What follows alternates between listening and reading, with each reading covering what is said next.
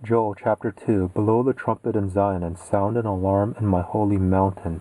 Let all the inhabitants of the land tremble, for the day of Yahweh comes. For it is close at hand, a day of darkness and gloominess, a day of clouds and thick darkness, as the dawn spreading on the mountains, a great and strong people. There has never been the like, neither will there be any more after them. Even to the years of many generations, a fire devours before them, and behind them a flame burns. The land is as the Garden of Eden before them, and behind them a desolate wilderness. Yes, and no one has escaped them. Their appearance is as the appearance of horses, and as horsemen so they run. Like the noise of chariots on the tops of the mountains do they leap, like the noise of a flame of fire that devours the stubble, as a strong people set in battle array. At their presence the peoples are in anguish. All faces have grown pale. They run like mighty men. They climb the wall like warriors. They each march in his line, and they don't swerve off course. Neither does one jostle another. They march everyone in his path, and they burst through the defenses, and don't break ranks. They rush on the city.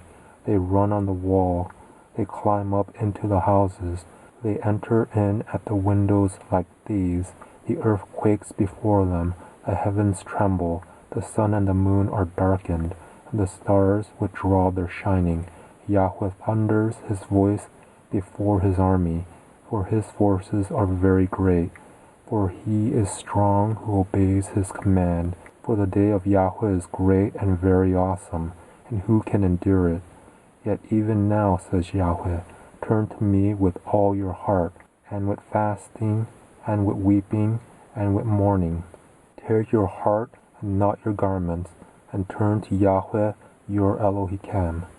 For he is gracious and merciful, slow to anger, and abundant in loving kindness, and relents from sending calamity. Who knows? He may turn and relent, and leave a blessing behind him, even a meal offering and a drink offering to Yahweh your Elohim.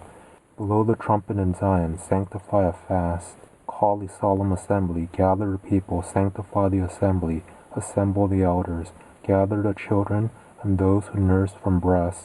Let the bridegroom go out of his room, and the bride out of her room. Let the priests, the ministers of Yahweh, weep between the porch and the altar, and let them say, spare your people, Yahweh, and don't give your heritage to reproach, that the nations should rule over them. Why should they say among the peoples, where is their Elohim? Then Yahweh was jealous for his land, and had pity on his people. Yahweh answered his people, behold, I will send you grain, new wine, and oil, and you will be satisfied with them.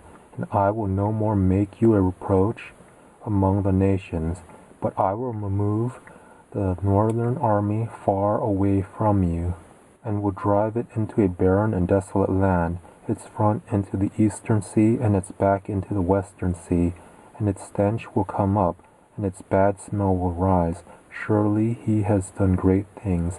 Land, don't be afraid, be glad and rejoice, for Yahweh has done great things. Don't be afraid, you animals of the field, for the pastures of the wilderness spring up, for the tree bears its fruit, the fig tree and the vine yield their strength. Be glad then, you children of Zion, and rejoice in Yahweh your Elohim. For he gives you the former rain in just measure, and he causes the rain to come down for you, the former rain and the latter rain, as before. The threshing floors will be full of wheat, and the vats will overflow with new wine and oil.